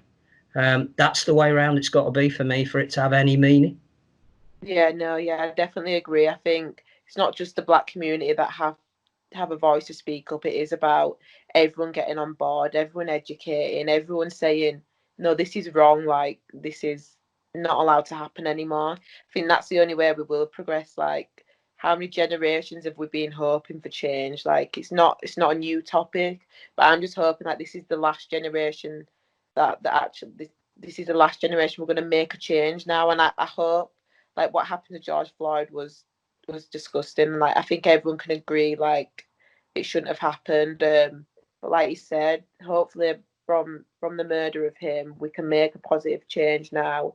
That's what I'm hoping anyway. And I think it will take us all coming together and making that next step, which I'm really hopeful for. I think the change, even in a few weeks, is we can see that. So I just hope it continues. And me having a little platform within sport, that's one area I can actually benefit and help. So yeah, that's what I want to work towards, and just doing anything I can to hopefully make a positive change. Hopefully we'll see Sophie back on the field in 2021 as well, after that horrific injury she suffered in 2019. It would be good to see her back on the field along with the rest of the players in the Women's Super League. Sticking with women, because we now have a lady president, El Presidente herself, Claire Balding. You've seen her on the telly, on everything. Well, she's now the president of the Rugby Football League, which people get upset about because they say, well, she never played the game. What's she got to do? It doesn't matter. Just where's the chains thing? But she turned up on the telly at the Challenge Cup final, said lots of positive things, always says positive things about Rugby League, and we, accused of being negative all the time, are very positive about Claire. I should say, because this is a facetious Rugby League podcast, I joked for the last 12 months that they'll have to prize those chains from Carl Hall's cold dead hands, and he's got his hands on them for another 6 months. What's going on there? But Claire Balding, it's only a joke. Claire Balding is the new president of the Rugby Football League, and she says that we should spend more time promoting women's rugby league because it's the future. Claire, you should be watching this programme. But she's going to be another good person in that role, as Tony Adams was before. Yeah. Oh, what I want to know is she going to resign for overseeing Toronto Wolfpack dropping out of the Super League? It's been It's her fault. It's out. But one less club since she took over. How is that a measure of success? Yeah, exactly. It's balding out. Balding, by the way, is a sore subject, so probably shouldn't go on about that myself. Toronto cap. I think it's great. I think she's a really good ambassador for sport. I mean, everybody during the time that she was in charge of rugby league on the BBC, or in control on the screen of rugby league on the BBC, really warmed to Claire Baldwin, didn't they? Because we saw the actual genuine affection that she had for the sport. Yeah, I think it's great. I hope she enjoys the role. It's great to hear her talk about the Women's Rugby League. It's possibly a shame that it has to be a woman that is a president to get someone to talk about making Women's Rugby League more important. Maybe that could have been done by many past presidents. But yeah, that might be a special focus for her. Great. I think, I think we all welcome her. I don't think anyone within Rugby League has anything negative to say about Claire Baldwin today. I mean, maybe John does. No, not at all. No, good choice as president. No more ex-Arsenal players. I think she's a potential breath of fresh air, but again, she's got this vision about what rugby league could be. So she sees the women and diversity angle as pushing the sport forward. She sees new sponsors being perhaps brought in on the back of that. She sees even new geographical areas and schools opening up to the idea of rugby league. I think she even spoke in an interview about maybe getting a company like Apple involved, which I don't think she had the phone number of the chief executive at Apple, but she thinks we've got something to sell. She likes the idea of we're an innovative, forward-looking sport. That's what saddens me about the Toronto news, that one of the legs that she was standing on has been unceremoniously kicked away from her. So, what do we want as a sport? It's all part of the same thing. Do we want to make a greater offer? Do we want to be accessible to all? Do we want to be played in as many places as we can because we genuinely think we've got a product that appeals to everybody? Or are we stuck in our ways and our geographical places? And as we've said, let's not be averse to that if that's what we are. But I use an analogy that my good friend Tony Hannon often rolls out. Country music is specific to a certain part of America, but it doesn't stop it being popular everywhere in the world. They didn't put an embargo on where it could be played and listened to. It was good enough to make its way and is accepted wherever a disc by Kenny Rogers is spun. And we should adopt the same attitude. Rugby league as country music. There's a segment in that. Next week, there's a show in that. I think there's a link with when it comes to expansion, and we are Kenny Rogers the gambler because we like to gamble on it. We like to hold them, and unfortunately, it seems that today Toronto Wolfpack have folded them. So back to matters on the field, and this other year we talked about cannonball tackles a lot because they came back in the early part of the year. In the middle part of the year, things went a bit higher up, I guess, because cannonball tackles on the knee, isn't it? Below the belt, squirrel tackles, balls. We were talking about. Who better to talk about the Tommy Makinson situation with Liam Watts than our mate Danica? Doesn't happen in Women's Super League. So some very exciting games coming up, as I was about to say. One person who won't be involved in those very exciting games, unless he's on the telly, is Tommy Makinson, who Liam Watts has not had a great run, has he? Almost like chopped his arm off with a saw or whatever he did. And now he's at the Checkham, make sure they're both still there after Makinson grabbed his testicles. I think we can say that. Grade F. What an idiot. Tommy the Squirrel Makinson. Just what an idiot. What an idiot. Again, you got to see a lot more of it probably in close-up and gory replay on the television than at the ground. You see a player placed on report and immediately going, did anybody see anything? So it wasn't immediately obvious what had happened. So the first thing you think when you realise what it is that's been put on report is, was there real provocation? You know, was he in a chokehold and he felt that the only way he could raise the attention of his potential assailant was to go for his most sensitive part? And the more you see the replays of it, it doesn't appear as though there was a reason to do it, other than he thought he was out in the fields picking grapes or something. I don't know. Well, you know, you can watch the replays on social media and they're slowed down and they're made to look a little bit worse and stuff, but they're not. He did what he did. Like, what was he thinking? And I get it. Like, in times of frustration, sometimes you do stupid things. Like we saw then, you know, Blake Austin stick his foot out or whatever when he lost the ball. Yeah, it's a time of frustration, and there's an element where I can kind of go, I understand, but also, you're an idiot.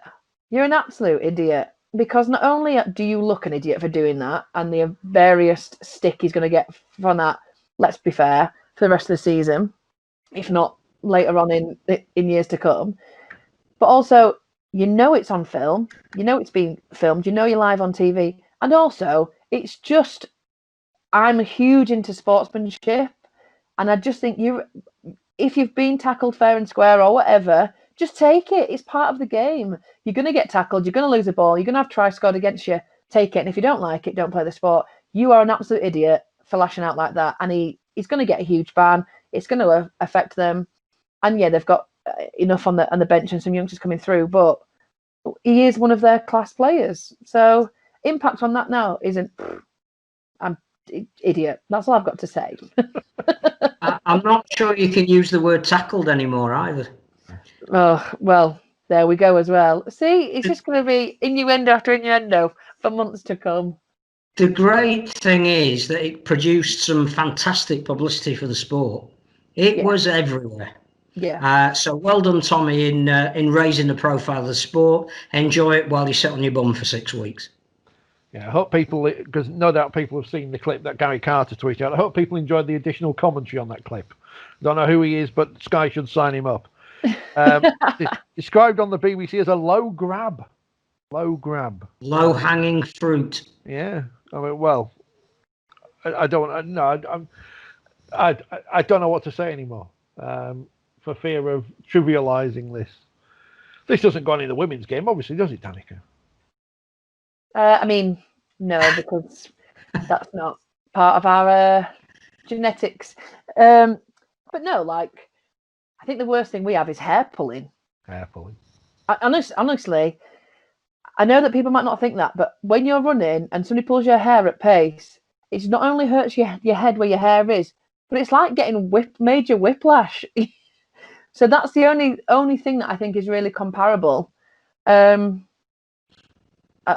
been once accidentally stood on when I was playing rugby union over a ruck. Well, that's the whole sport, though, of rugby union. That's just but apart from that, I think hair pulling, and that's really difficult. If you've got a girl with long hair and you tackle them a little bit higher than normal, it looks like you're pulling the hair. But when somebody, like I got, and it wasn't me, I think it was Courtney, I think, in it was Castleford, and somebody just saw her hair and grabbed it, and her head flew. But then nobody got called up for it because obviously, as you well know, there wasn't much of in the way of women's match reviews then. You've mentioned it now, and that means you'll get all the people slagging you off again for I'm here all week, guys. Don't do that. We've had some great guests in 2020.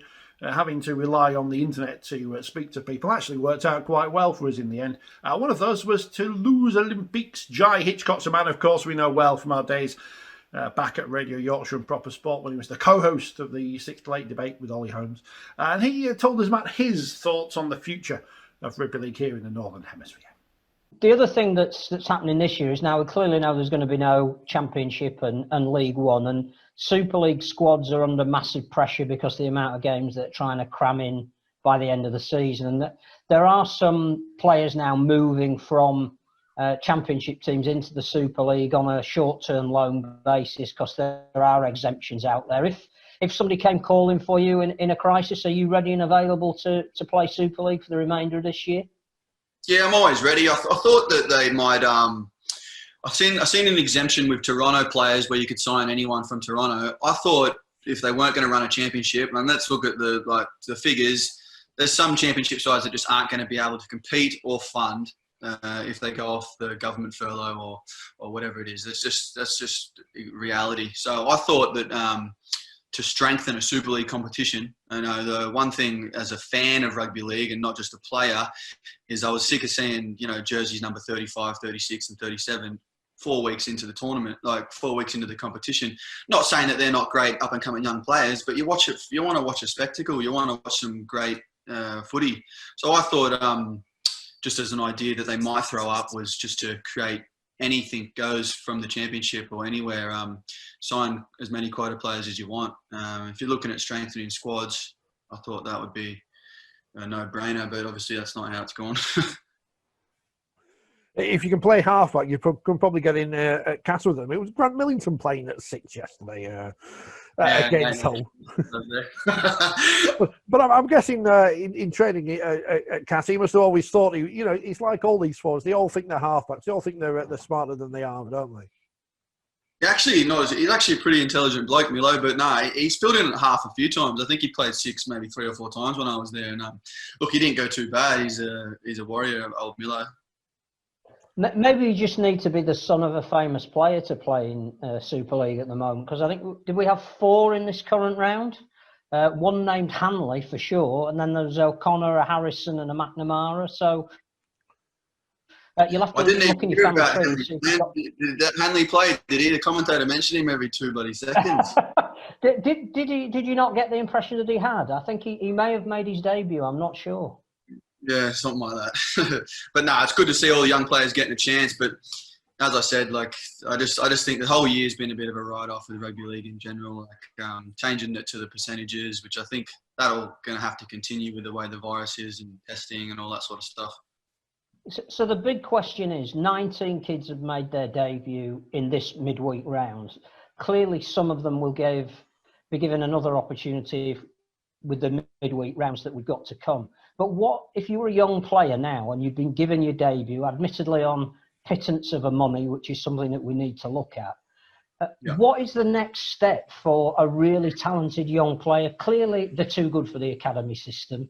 Reserve system's been shelved and we're not sure yet whether there's enough players to make that work properly. Dual reg is being tried, but it's not the same at every club. Some clubs do it better than others and some have more reason to do it than others. If you were a 19-year-old being given your first chance this week, would you be concerned that you don't know where your next game's coming from? And as a game, should we be looking at better pathways for young kids? Potentially, yeah. But the other big issue is players not being able to play for X amount of time. I mean, I know it sort of works on both ends of whatever age you are. For me personally, I'm 31 now. How many good years do I have left in me? If I've had a year off rugby league, when does that finish? But more importantly, for the junior guys, as you said, getting no money, no support from the club really financially. They're playing for peanuts. Where that's enough for a young kid to go, I don't want to play anymore. For me, I'm always going to play. For a 25, 26, 27-year-old, you're always going to continue playing. But a young fella that's 17, 18, 19, that's enough for him to say, right, I'm done with footy. I'm going to go get an apprenticeship.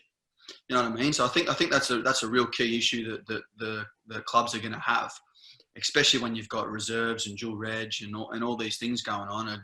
I don't see how dual reg even survives, let alone reserve grade. Super League teams need as many players as they can get right now, and we're going to hand them on to championship clubs. I just don't see how it's all going to work. I've always sort of said that the best way forward is to mimic the NRL with a Super League and a reserve grade. But for the reserve grade to work, the championship needs to either become the reserve grade or need to be scrapped. But the thing is that I learned once I got to England and lived in England is people don't want to let go of that crest. It's a really important thing to them and they value it highly, which I can totally understand. But look, if you want the bigger picture of the game, I think you need Super League and a reserve grade 2 Super League, which would be the championship. But unfortunately, you'd have to lose these crests and these badges that people love so much. But look, that's just my point. That's just my thought. So you've come up with the perfect solution, but obviously that's not going to happen.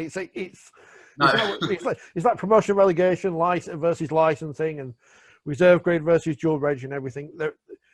Every single solution that seems to be out there seems to end the dreams, quote, of some clubs, and it seems that we're never going to be able to get past that. I think if you want expansion, if you want to turn teams into powerhouses, if you want to get off the bottom of the relegation pile, if you want to improve and progress throughout any of this, you need change, and all great things come with change. So look, people can either bite their lip about it and say, "Oh, I won't support rugby league." If they don't want to support rugby league after they lose their identity or whatever it is, or their crest, or they can't walk down the lane to Post Office Road or wherever they might be going, like, that's just being bitter. You're still going to watch rugby league. You're still going to be a rugby league fan, and to progress. Like, it's the same teams that win Super League each year. It's the same top four. You can pick the results every week. Like, it's just, there's at some stage people have got to get together and go, look, this ain't working. In terms of the New South Wales League, I'm assuming that's where you started your career and you were picked up by NRL clubs. They have their own identity and their own competition in its own right, but they are genuine feeder clubs of the competition that brings the money in. Is that sort of halfway house model that we should be looking at, that you retain your identity in a separate competition, but all your development is linked to a club that plays in a higher league? Yeah, so basically the main structure within the NRL is you've got a top 30. So within your top 30, or top 25, they used to call it. So the minimum pay bracket for a top 25 player when I was playing used to be about 45, 50K. That's gone up to now, I think it's going into 100K. So the minimum you can be paid to be in that is 100K. Now, if you think about, you've got a top 30 with 18 playing each week and 19th as a sit by reserve, you've got 11 players that are going to fall back into your reserve grade. There's only a few standalone teams in the New South Wales Cup competition, like Newtown Jets, but they partner with the Sydney Roosters. So basically, Newtown Jets, like where you're like Jackson Hastings and stuff for playing, they'll have 11 players that are in and around a first grade system that really works under the correct coaches and around the right players they need to be around, and they'll fall back into the same competition every week. So really, the structure and the plays and the dialogue and everything that you need to follow with Newtown is the same as the Sydney Roosters. Vice versa with, say, West Tigers. Their reserve grade is called West Tigers or West Magpies or whatever it may be. But it's the same system, the same structure. But what we're doing is we're sending 2 players to Bradford and 3 players to Featherston, and I want this player down here, and this guy's young and you can take him.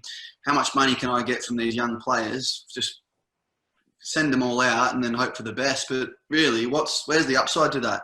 The upside is if the young 19-year-old kid goes and kills it, the club doesn't have enough money to pay his next year's contract and he leaves. I mean, it's just... Or you become a finishing school for rugby union or the NRL. I mean, we saw one of the kids who played for Wigan this week, Harry Rushton. If he hadn't made his debut, he would have been going to Canberra before he'd even made the Wigan first. Exactly. And again, whatever it's cost to get him to that point in his career is money you never get back. So is this the time? And we talked about it a lot on these programs and in the magazine. And I know you've been on Twitter about it as well. Big, deep thinker about the game. Is this a blank sheet of paper moment? The things we're talking about, feeder systems, not necessarily clubs, how you move ahead with quotas, relegation, promotion, payment for players. Should this now be the sole focus of the sport for the next 3 or 4 months, to come up with a new version of it for when we do fully restart? I think so, but I also think like the core of it all, of how everything comes about, needs to change as well. I mean, rugby league, you look at it, you see things happening on football, and look, I know we don't really compare it because football's got all the money in the world and whatever, but just how it all goes about. We've got a meeting scheduled for the 12th and people will find out, and then the 12th comes and it goes and no one knows anything and no one's none the wiser. I mean, I just think something needs to happen. Something needs to change in order for the game to grow. We can't just keep sitting here doing the exact same thing in the exact same position, the exact same situation, and with no benefits. I mean, that's not just players, that's clubs, that's fans, that's everyone. I think just big changes need to happen, and if they don't, we're no better, we're no worse off than what we are. Is it purely that people are scared, and it goes back to what you were saying earlier, Jai, that their crest won't exist anymore if we do make changes, and they don't want to lose that identity that we have to keep doing what we keep doing. I imagine if you're on the field and you played the same way every single set in a match, you're going to get found out very quickly by your opponents, and it's the same off the field as well. It's exactly the same. I mean, I can fully understand that would be a bitter pill to swallow to lose your crest, but like other teams have done it. I mean, West Tigers merged with Magpies, and then they won a grand final in 2005. I mean, these things happen and teams grow and they get better, and teams either sit there and struggle or do something that's going to change for the better. I think I'd like to see a Cumbrian team. I don't know why they haven't merged, and obviously it's because of they've got that rivalry and that they don't want to lose that crest. But they would be, instead of being two bottom teams, they would be a strong mid-table to up their championship team. Do you know what I mean? But it just doesn't happen. It's strange. I don't want to sound like I'm that Aussie guy just bashing UK Rugby League, but it just seems a lot of people are stuck in their ways about change. They don't want it. They want to complain about it, but they don't want it. They don't want it to happen. It was a Wembley final like no other, as everyone's probably already said, because Leeds played Salford in front of no one apart from the mass rants of the BBC and a few media people who were there. And Leeds won. So some things do stay the same, I guess. They're back, according to some, though some think they might have a bit of rebuilding still to do. Luke Gale was an architect of that victory, and after the match, Phil Kaplan asked him some questions. Congratulations. Absolutely fantastic for you. You've played, I think, if I'm right, less than a dozen games for Leeds since you joined. Are you ahead of where you thought you'd be with your name now etched on the Challenge Cup? Look, I suppose you press guys probably predicted, a few predicted not even to get to the top 8 at the start of the season. We never listened to that, thankfully. But we knew it. Look, I knew coming to Leeds, they had a young squad. I knew it'd kind of be a work in progress, and it still is a work in progress. But I mentioned before, the spirit that we've got is fantastic. So to win a Challenge Cup in my first year has probably surpassed all expectations, to be honest. It was probably never meant to be, but it's fantastic, and I think the journey that we're going to go on with this team is going to be a great one. I wanted to come back. Leeds have not had the best of years previous. I think they had three barren years since the 17 grand final. I wanted to come and I wanted to get Leeds back where they belong, and that was part of it. Having a young squad and building, and then blokes in there will run through a brick wall for you. So I'm honoured to lead the boys out today. It was the best moment of my career up to press. Hopefully it's the first of many, Phil. And just finally for me, in terms of that number 7 shirt, obviously a lot of emotion attached to it, particularly this week. How fitting that you were wearing it and scored the winning point. Yeah, massively. Look, I said when I first come to Leeds, about the time when Rob was diagnosed with M&D, I said if I could do even half of what I probably won't get half, to be honest, but if I could play the way he played week in, week out, I'd do myself proud, and I think I'd do Rob proud as well. So, look, it's been a tough week. We all watched the documentary on, I think it was Tuesday night. He's heroic, how he is, his mindset still, his family's mindset. So I hope we put a smile on his face today. I know he'll have been watching. I know his wife and his kids will have been watching. So I hope we did him proud, and it's fitting that I've got the number 7 jersey exactly as he did. And how good was he at Leeds? And he just led by example week in, week out. So, it's a fitting tribute, and I'm proud to be the number 7 jersey. We stick with Leeds because there was a lot of focus on them this year thanks to their former player Rob Burrow. We spoke at the end of 2019 about his diagnosis with motor neuron disease, and throughout the year of 2020, he and many of his former teammates have been raising money and awareness for that cause. One of them is Barry McDermott. He joined us a few weeks ago and told us all about how the Borough 7 Racing Club came about. Something I didn't know an awful lot about horse racing, but a business colleague of mine. So my working week is dedicated towards Sky. My whole life is revolved around rugby league, and then in the time that I'm not doing stuff like that, and I think this is born out of when I was a part-time player and working during the day. I've always done other things, and sometimes it was coaching, other times it was going in school, and a lot of the time it was working life. And a colleague of mine who's a Wigan rugby fan floated an idea about a racing club and sent some stuff through to me, and I sort of looked at it and said, I'm not into horse racing, so I don't see how it's going to work. At the end of last year, we started having some conversations about Rob. The beginning of this year, we started putting some things together, and then, of course, the world shut down. So then you start thinking, well, do you know what? We can't do dinners, we can't do rugby matches, we can't do all these things that would normally be our go-to fundraising projects. So I just started looking at it more and more and more, and Phil Hawthorne and his company Racing for Business have done it before. They showed me the stuff that they'd done, and I just started to buy into it a little bit more, but ultimately it was forced upon us because we couldn't go anywhere. So more and more and more I was sat in front of my computer thinking, right, well, let's have a little look now. And I met some people who talked about what it would mean for the horse to be a good horse, because you don't want to buy one off the beach on Blackpool, because sadly I might be one of them in a race. And then by the time we'd got all the T's crossed and the I's dotted, we were into jump season. So we came across what is now Borough 7 with excellent pedigree. The hope is he will race at Cheltenham because his pedigree is that good. And then once everybody started to understand, and I have to say, I don't think a lot of people understood it. They just went, there's me 59 quid. I'm in.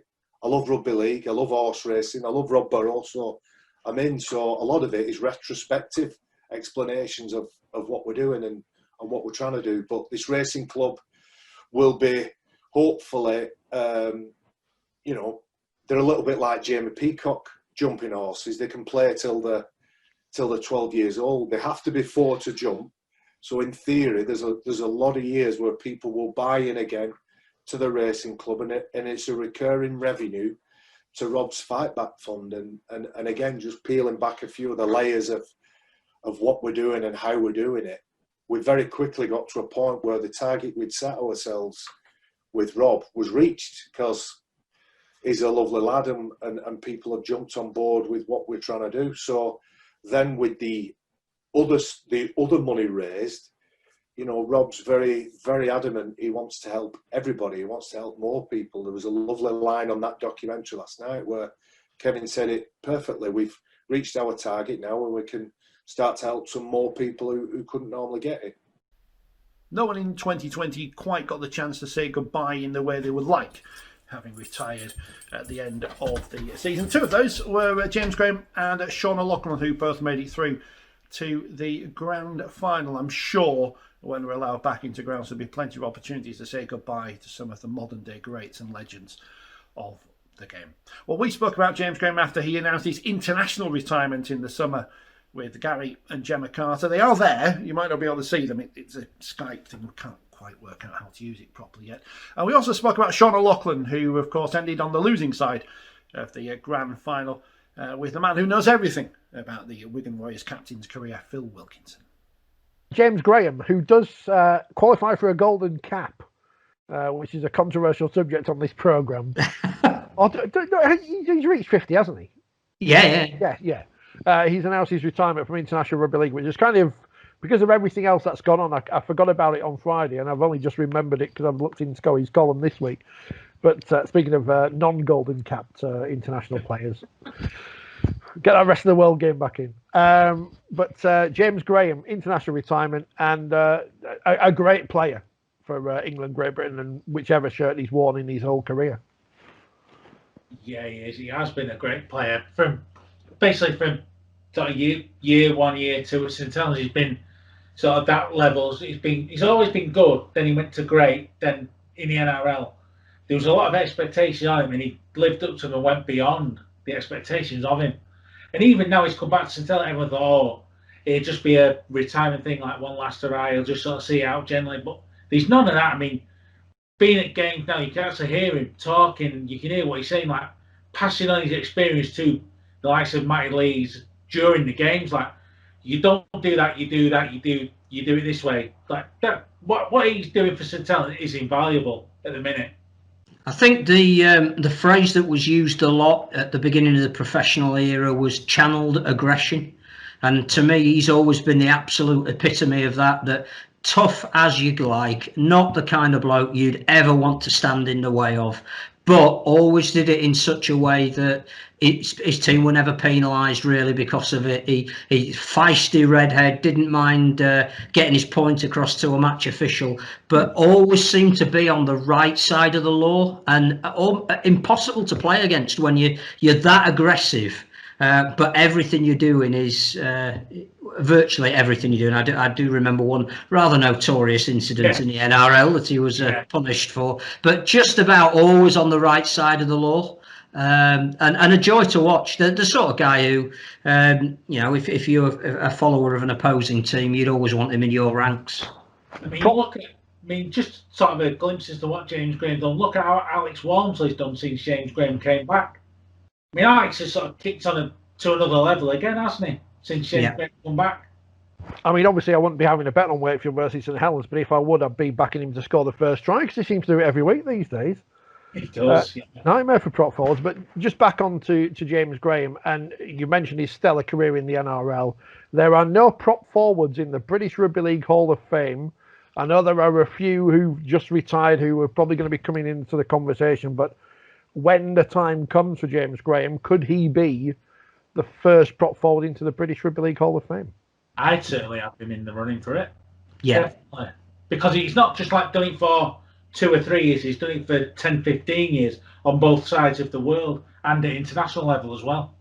I think you'd find that he's one of the most respected names amongst Australians. So he's up there with Adrian Morley and Gareth Ellis as probably some of the finest imports that we've sent out there in the modern era. Clearly, people like Malcolm Reilly and Mike Stevenson are earlier than that. But if they are prepared to respect him to the level that they do, it doesn't need us to tell you how good he's been.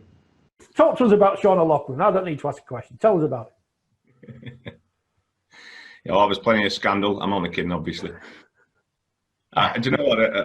For his last game on Friday or Thursday, at the DW, I dug up the match report from his debut, and my introduction. He was in the opening line. It was something along the lines of, between the enterprise of Jason Smith and the finesse of Brett Dallas, a reluctant star announced himself last night. And it sounds almost prophetic that I would do that, but honestly, the amount of fringe players who I've declared as the next superstar who've only played 2 more games is ridiculous. but I managed to get that one right. He's still that reluctant star, isn't he?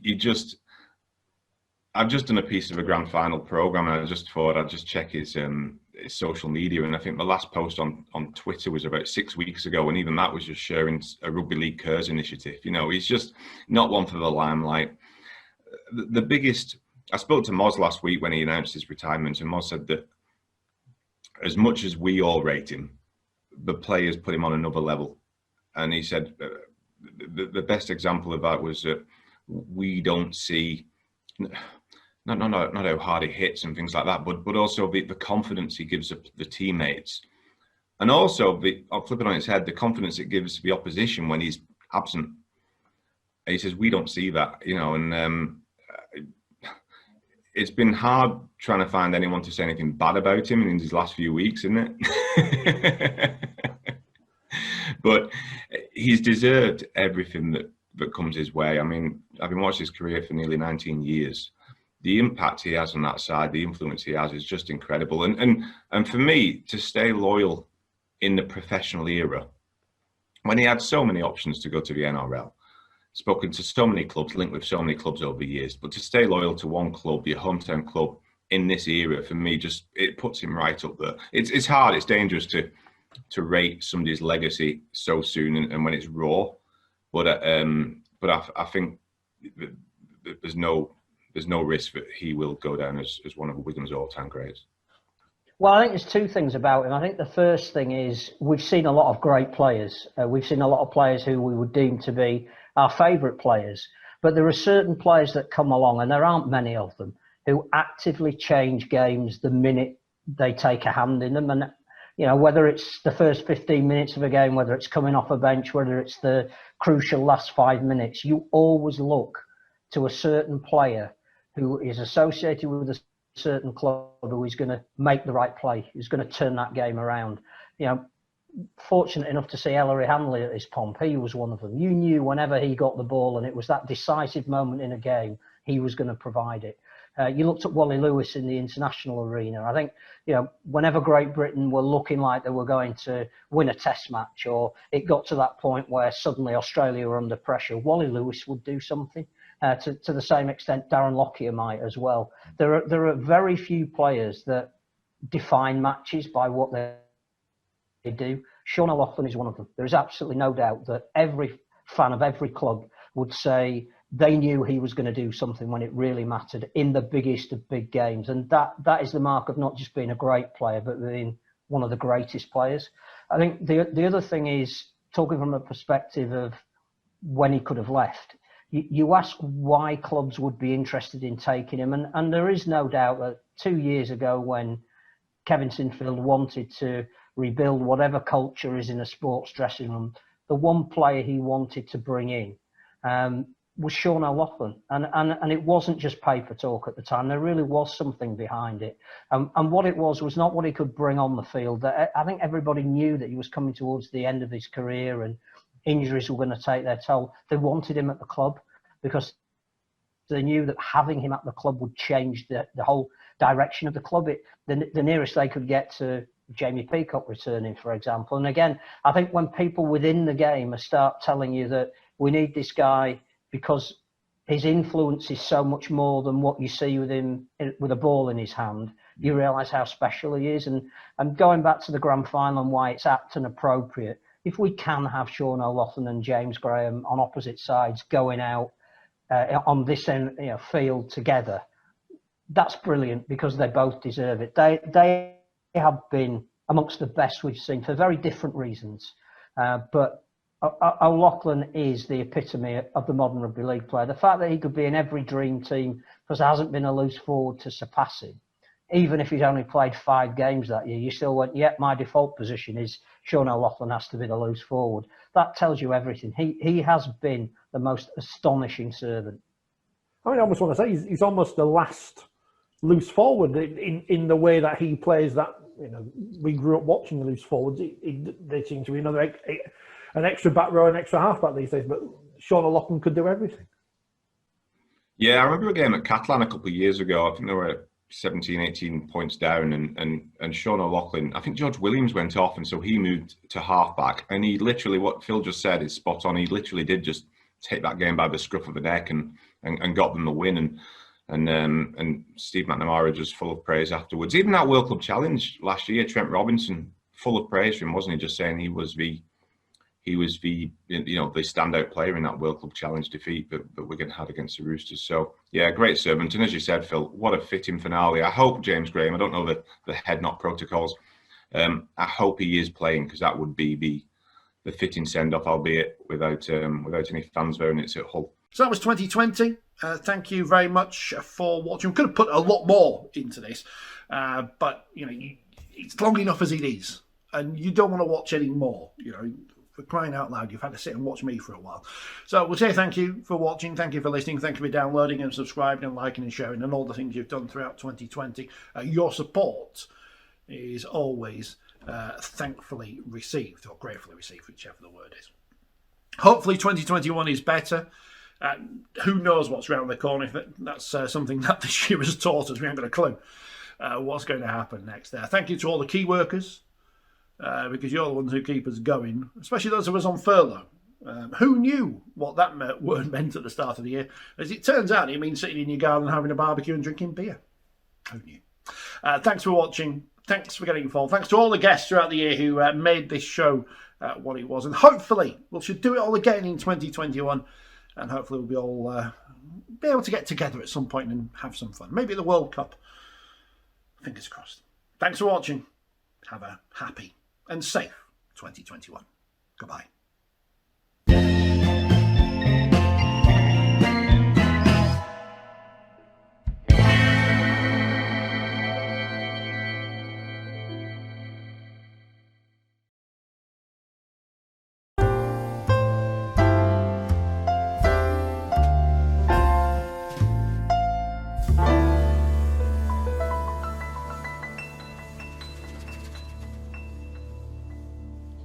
Martin Chariot's Ophir of the chant fame, which is always a load of nonsense propaganda. Yeah. On the first season of first series rather of Strictly, but no, rugby league people don't even on Celebrity MasterChef, where the bar is very low as to what is a celebrity. What's going on? I'd struggle on that program. I don't think beans and toast is that much of a meal, is it? What's going on behind you? I'm sorry, I was just distracted by two cats falling down the stairs. The cats are fighting. I love cats. Yeah, it's brilliant. Cameo role for Bubble and Squeak.